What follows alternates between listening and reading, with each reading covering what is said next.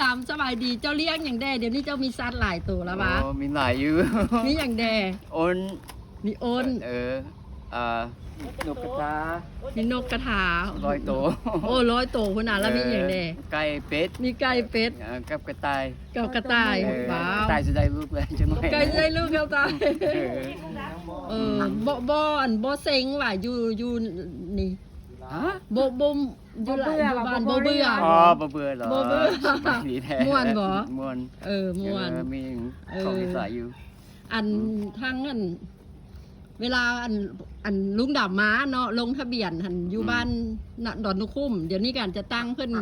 สนใจว่าลุงดำอยู่พุ่นอยู่ดีมีแฮงบ่มีความสุข มี บ่ แรงแล้วพุ่นน่ะ แม่นบ่ อยู่ในเมืองก็ม่วนดีแหละอยู่ในที่ก็ม่วนดีบ่คือกันดอก บ่คือกัน เออ แม่นบ่โอเคอัน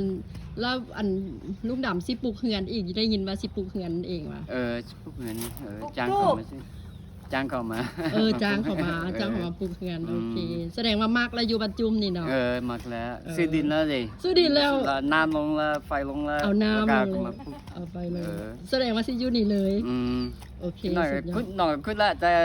เอายางมาแล้วก็เลี้ยงไปลาอีก อ้าวสิขุดหนองสิเลี้ยงปลาอีก หน่องคุดแล้วละ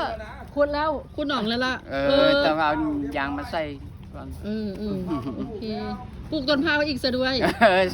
เอาเคยปลูกป่ะตอนอยู่อเมริกาเคยปลูกป่ะ บ่ บ่เคย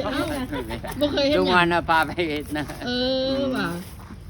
พ่อลุงพาเฮ็ดเพิ่นพาเลี้ยงเพิ่นพาเฮ็ด เออ โอเค